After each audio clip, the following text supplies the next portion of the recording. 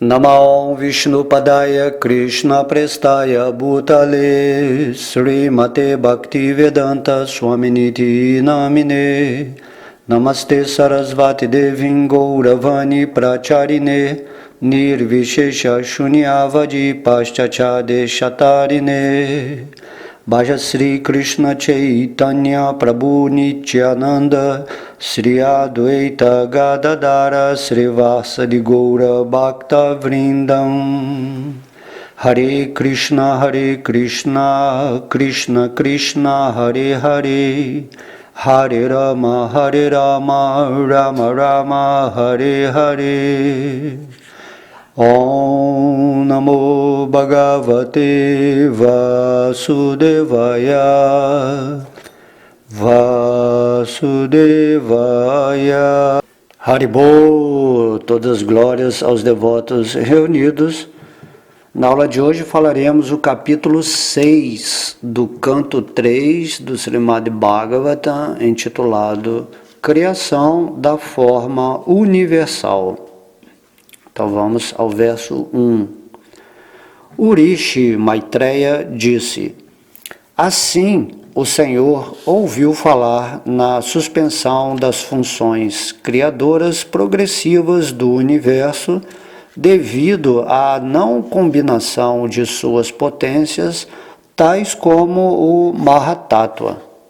O Supremo e Poderoso Senhor entrou então simultaneamente nos 23 elementos com a deusa Kali, sua energia externa, que sozinha amálgama todos os diferentes elementos. Deste modo, quando a Suprema Personalidade de Deus entrou nos elementos através de sua energia, todas as entidades vivas foram reanimadas para executar diferentes atividades. Assim como uma pessoa dedica-se a seu trabalho após despertar do sono. Quando os 23 elementos principais foram postos em ação pela vontade do Supremo, a gigantesca forma universal, ou o corpo Vishvarupa do Senhor, veio à existência. Assim que o Senhor, em sua porção plenária, entrou nos elementos da criação universal, eles se transformaram na forma gigantesca em que repousam todos os sistemas planetários e todas as criações móveis e imóveis. A gigantesca Virat Purusha, conhecida como Iramaya, viveu por 1000 anos celestiais sobre a água do universo, e todas as entidades vivas deitaram-se com ele. A energia total do Mahatattva, sob a forma da gigantesca Virat Rupa, a forma universal, dividiu-se por si mesma na consciência das entidades vivas, na vida da atividade e na auto-identificação, que se subdividem em 1, 10 e 3 itens, respectivamente. A gigantesca forma universal do Senhor Supremo é a primeira encarnação e porção plenária da superalma. Ele é o eu de um ilimitado número de entidades vivas, e nele repousa a criação agregada que assim floresce. A gigantesca forma universal é representada por 3, 10 e 1, no sentido de que ele é o corpo e a mente e os sentidos, a força dinâmica para os movimentos feitos por 10 tipos de energia vital e o coração onde é gerada a energia vital. O Senhor Supremo é a superalma de todos os semideuses incumbidos da tarefa de construir a manifestação cósmica.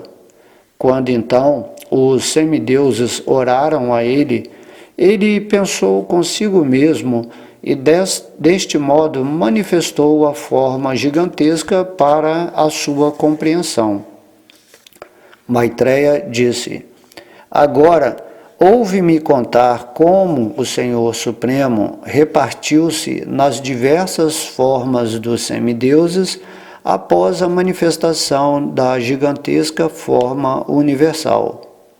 Agni, ou o calor, separou-se de sua boca, e todos os diretores dos assuntos materiais entraram nela em suas respectivas posições. Por esta energia, a entidade viva se exprime com palavras. Quando o palato da forma gigantesca manifestou-se separadamente, Varuna, o controlador do ar nos sistemas planetários, entrou nele e, por conseguinte, a entidade viva tem a facilidade para saborear tudo com sua língua. Quando as duas narinas do Senhor manifestaram-se separadamente, os Asvini Kumaras duais entraram nelas em suas devidas posições. E por causa disto, as entidades vivas podem cheirar os aromas de todas as coisas. Depois disso, os dois olhos da gigantesca forma do Senhor manifestaram-se separadamente. O Sol, o controlador da luz, entrou neles com a representação parcial da visão, e assim as entidades vivas podem ver formas. Quando ocorreu uma manifestação de pele separadamente da forma gigantesca, Anila, a deidade que dirige o vento, entrou nela com o tato parcial, e desta maneira as entidades vivas podem adquirir o conhecimento tátil. Quando se manifestaram os ouvidos da forma gigantesca, todas as deidades controladoras das direções entraram neles com os princípios da audição, através dos quais todas as entidades vivas ouvem e tiram proveito do som.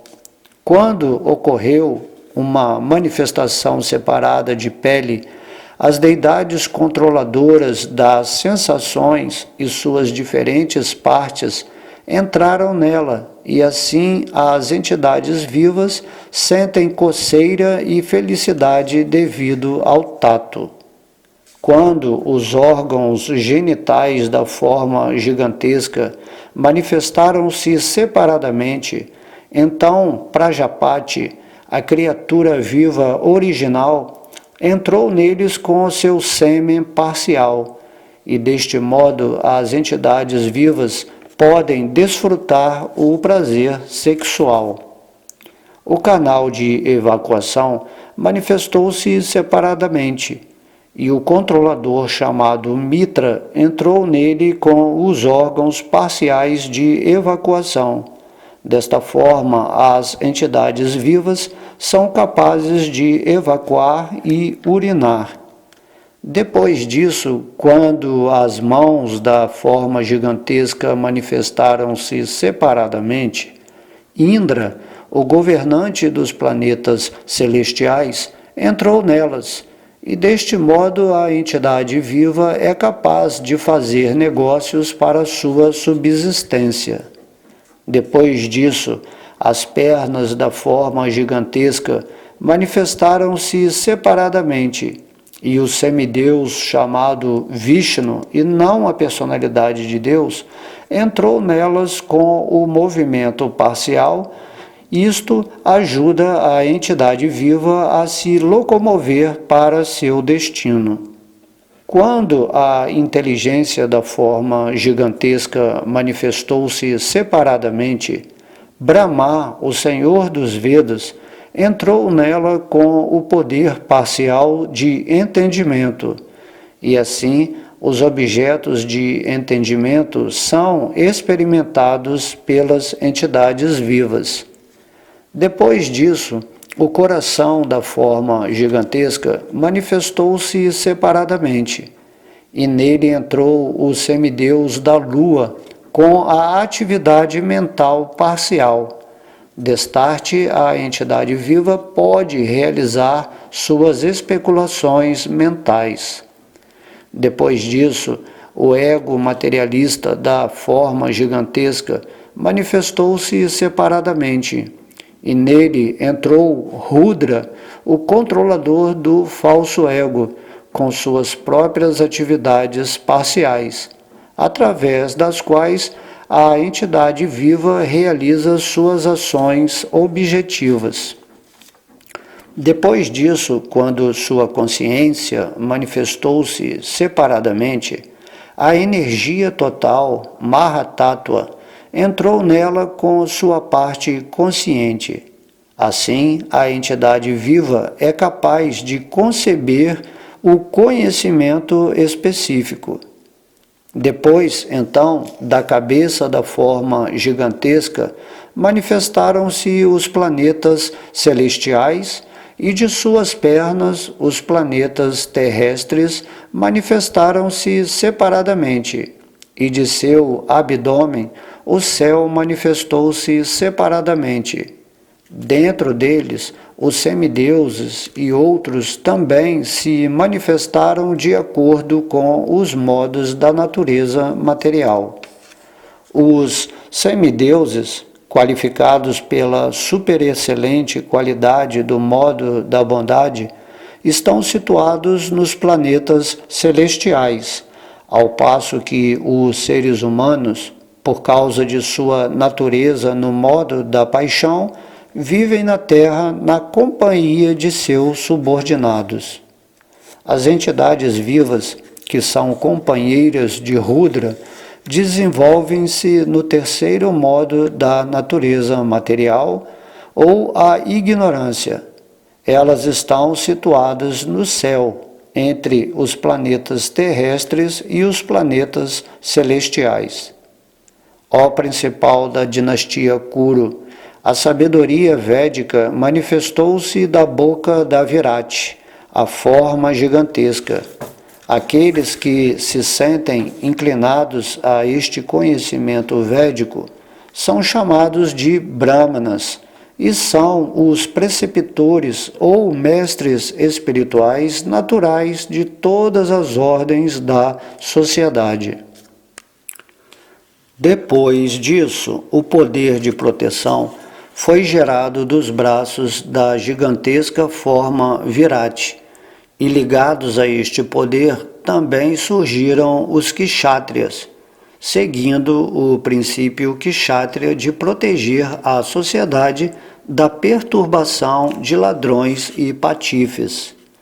O meio de subsistência de todas as pessoas, a saber, a produção de cereais e sua distribuição aos prajás, foi gerado das coxas da forma gigantesca do Senhor. Os comerciantes que se encarregam desta execução são chamados Vaishyas. Depois disso, o serviço foi manifestado das pernas da personalidade de Deus para o aperfeiçoamento da função religiosa. Situados nas pernas estão os Shudras, que satisfazem o Senhor através do serviço. Todas estas diferentes classes sociais, com seus deveres ocupacionais e condições de vida, nascem da Suprema Personalidade de Deus, de forma que, para a vida incondicional e autorrealização, tem-se que adorar o Senhor Supremo sob a orientação do Mestre Espiritual. Ó Vidura, quem pode avaliar ou medir o tempo, trabalho e potência transcendentais da forma gigantesca manifestada pela potência interna da Suprema Personalidade de Deus? Apesar de minha incapacidade, tudo que pude ouvir do Mestre Espiritual e tudo que pude assimilar, estou descrevendo agora em glorificação ao Senhor numa linguagem pura. Caso contrário, minha capacidade de falar permaneceria incasta. O benefício máximo de perfeição da humanidade é dedicar-se a discussões sobre as atividades e glórias do ator piedoso. Estas atividades são tão bem apresentadas na forma escrita pelos sábios altamente eruditos que o verdadeiro propósito do ouvido é cumprido simplesmente por se estar próximo a eles. Ó meu filho, Brahma, o poeta original, após madura meditação durante 1000 anos celestiais, pôde entender apenas que as glórias da alma suprema são inconcebíveis. A maravilhosa potência da suprema personalidade de Deus é espantosa, inclusive para os ilusionistas.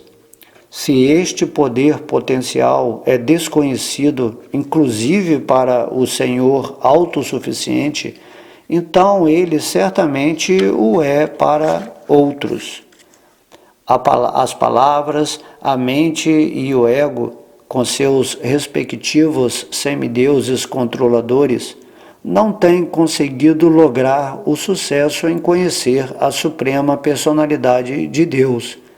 Por isso temos simplesmente que lhe oferecer nossas respeitosas reverências por uma questão de coerência. Assim terminamos este capítulo 6. Então aqui nesse capítulo, ele é bem complexo, é um capítulo para meditação, onde vamos vendo passo a passo a criação da forma universal. Então mostra como Deus entra nos elementos através de sua energia, chamada Kali, a energia material, Maya, e todas as entidades vivas são reanimadas para executar diferentes atividades. E aí tem o exemplo de como uma pessoa dedica-se ao seu trabalho após despertar do sono. De modo que quando Krishna cria esse universo, ele gera todos os elementos, os 23 elementos aqui, que são postos em ação pela vontade do Supremo. Então, esse universo no qual estamos aqui dentro, tendo nossas experiências, ele é manifestado.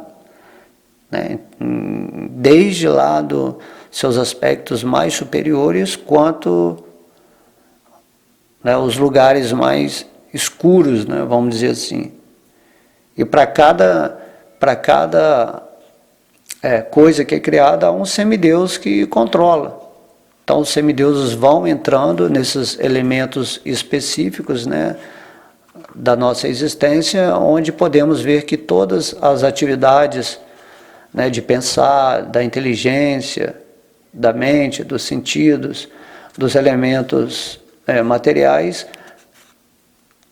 são funcionais por causa da entrada desses semideuses.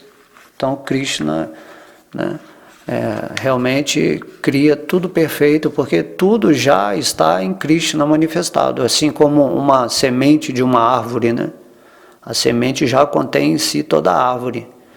E aí, durante o tempo de manifestação, essa semente se torna a árvore do universo, e cada semideus está agindo num ponto específico para criar essa dinâmica de movimentação, onde podemos buscar o conhecimento, onde podemos meditar, podemos evoluir por diversas formas até chegar nessa forma humana. Então tem classes angelicais, de semideuses, de arcanjos, enfim. Há toda essa congregação de entidades vivas gerando a energia para criar o panorama desse universo, onde todo mundo evolui em consciência para atingir essa perfeição de conhecimento, que é entender Deus e a sua criação, e também entender Deus e o mundo espiritual. E no fim aqui desses versos, simplesmente ele ele fala assim, não adianta eu tentar descrever para você que nem o criador original desse universo, ele, né, o seu Brahma, ele entende as potências de Krishna. Então, os versos, assim, quando descreve a criação, tudo é para a gente meditar que existe um ser supremo por trás de tudo isso, né? E que no final ele fala, então, é inconcebível, né? São trilhões de universos, cada universo diferente um do outro, né? Então o negócio é complicado, né? Vamos tentar entender pelo menos o mínimo possível para saber por que, como as funções desse corpo, né? Desses corpos variados de acordo com a influência dos modos da natureza material, né? Que influenciam em tudo, nos planetas, quais os planetas celestiais que estão sendo mantidos pelo modo da bondade, planetas terrestres da paixão, né? Assim, tudo está em ordem perfeita pela criação da semente do olhar de Krishna na natureza material, onde tudo é amalgamado pela potência externa de Krishna, né? O chamado Durga, né? O Kali, o Maya, e também até mesmo o nosso próprio ego, né? Aquilo que nos faz objetificar a nossa vida, também é controlado por um semideus, né? Rudra, o Senhor Shiva. Tudo, né? São personalidades, né? Ou personificações dessas características que fazem o mundo girar cada peça em seu devido lugar. E através desses versos nós entendemos que, na verdade, né, no fundo, tudo está sendo designado por Vishnu, por Krishna, para que o mundo, durante o seu tempo de manifestação, aconteça de forma certa, né, perfeitinha. Então, quando você é um sábio, quando você entende tudo isso, que são os benefícios de estar buscando aqui no conhecimento do Srimad Bhagavata, né? Então, no final, Maitreya fala, então você simplesmente deve entender que renda-se aos pés de lótus de Krishna, né? Entenda toda a dinâmica, a mecânica de manifestação do mundo, né? Compreenda como cada entidade viva está agindo dentro do seu estágio evolutivo nesse universo, mas você tem que saber, acima de tudo, que é Vishnu, é Krishna, que é a fonte original, que ele está dentro de tudo, dentro de cada átomo, dentro de cada coração, que só existe, na verdade, Krishna, né, nesse aspecto diferenciado, mas Krishna mesmo nem toca esse mundo material. Ele age através dos semideuses, né, das outras entidades vivas. Entende? Então isso é místico, né? Como Krishna diz no Bhagavad Gita, ele, ao mesmo tempo, ele é igual a tudo, mas também ele é diferente de tudo.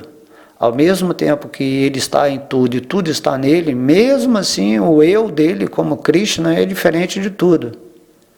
Assim também aqui como o Senhor Vishnu, né? O Senhor Vishnu não toca essa energia material, mas ele olha e através do seu olhar tudo é criado. Então tem toda essa mística para aprendermos. E no final o Maitreya está falando, né? Mas esse aí é um conhecimento que é bem assim, místico, né? A ideia é você entender quem é o místico que está por trás desse misticismo da criação material e se render aos pés de lótus dele, em serviço devocional. E aí então você vai para um plano superior, né? A mente, onde você vai compreender naturalmente tudo isso pela potência de Deus em seu coração, né? Krishna vai revelar para você sem você ter que especular filosoficamente com a sua mente, porque você tem um aspecto, né, Titi, você é Sat-Chit Ananda, Titi é esse seu aspecto que você já sabe de tudo. Então vamos ir para a plataforma do Espírito, aquilo que somos, e em conexão com Deus, automaticamente você já sabe de tudo, né? Você é um sábio, mas mesmo assim, isso aí não é tão importante. O importante é você se render aos pés de lótus de Krishna e se preparar nessa forma humana para voltar para o mundo espiritual. E quando você estiver lá no Vaikuntha Loka ou Krishna Loka, você não cai mais nessa atmosfera material onde há a criação de todos esses universos, né? Então, o último verso desse capítulo está dizendo: as palavras, a mente e o ego, com os seus respectivos semideuses controladores, não têm conseguido lograr o sucesso em conhecer a suprema personalidade de Deus. Por isso, temos simplesmente que lhe oferecer nossas respeitosas reverências por uma questão de coerência. Todo o conhecimento é colocado aqui, mas você não pode assim, entender integralmente, né, com o ego, com a mente, com as palavras, o que significa essa existência de Deus. Assim como você também não pode descrever o sonho, né? Como é que acontece essa energia do sonho, que você está ali no sonho e ao mesmo tempo quando você acorda fala que é um sonho, mas quando você estava lá parecia tão real aquilo, dessa forma, assim, você não consegue explicar. Mas você sabe que existe um agente por trás que está manifestando aquela condição onírica. Entende? E é a suprema personalidade de Deus que manifesta tudo, para um propósito específico, que é o nosso despertar, e com esse despertar a gente entra, né, no serviço devocional, se rende aos pés de lótus de Krishna, né, e faz aquilo que Krishna está esperando, né? Então, de fato, quando você está meditando em Krishna, você começa a meditar, a pensar nos passatempos de Deus, em Vrindavana, porque através da absorção desses passatempos você entra em conexão, né, em ressonância, vamos dizer assim, vibracional com o mundo espiritual. Essa é a forma de estar no mundo espiritual, é você meditar em Vrindavana, em meditar em Krishna, na sua relação com as gopis, com os vaqueirinhos, né, com a mãe de Yashoda, ali o Jamuna, né, o Radhakunda, o Govardhana, as vaquinhas, né, o sorriso de Krishna, a flauta, o seu olhar, né, a sua forma, a sua doçura. Assim, né? É a forma que você tem que praticar a sua vida enquanto você estiver aqui nessa forma humana. O resto, a sabedoria, conforme explicado aqui, né, nesses versos magníficos, né, que se chamam a criação da forma universal, é interessante também. Mas é interessante para você entender quem é que está por trás de tudo isso. Você não vai entender como esse universo é criado, como ele é mantido, assim. Você entende que é por causa de Krishna, certo? Que se expande como Vishnu. Mas Krishna mesmo, ele está sempre no mundo espiritual em Vrindavana. E quando ele vem a esse mundo, ele manifesta os seus passatempos, que estão aqui no canto 10, né, do Srimad Bhagavatam. Vamos chegar lá. E aí temos que nos absorver nisso, nessa leitura, né? Nos personagens que fazem parte da história de Krishna, de Yashoda, né, Nanda Maharaj, Vasudeva, Devaki, Arjuna, e nos absorvendo constantemente nessas atividades, né, deixando a nossa mente sempre atenta, né, aos pés de lótus de Krishna, onde ele está se movimentando, né, pelas florestas de Vrindavana, ou na sua casa, ou com o Srimati Radharani, com Balarama. Então toda essa história que vai fazendo a purificação mais elevada do nosso ser, né, nos preparando para voltar para Vrindavana, que é o lugar mais elevado da existência de Deus. E Krishna vem aqui fazer esse convite para nós, manifestando esses passatempos e deixando eles registrados, né, através da encarnação literária dele, Srila Vyasadeva, para todo mundo aprender. E aí aqui isso está sendo falado, né, por Shukadeva Goswami, por Sutta Goswami, agora está sendo falado por Maitreya para Vidura. Tudo isso, né, esse conhecimento é deixado por Krishna na hora que ele partiu desse planeta aqui, né? No caso aqui para Maitreya, que está falando para Vidura. Ok? Então espero que vocês tenham gostado. Todas as glórias são Sri Sri Radha Krishna Gauranitai, ao Mahamantra Hari Krishna Srila Prabhupada, todos os devotos reunidos, Haribol!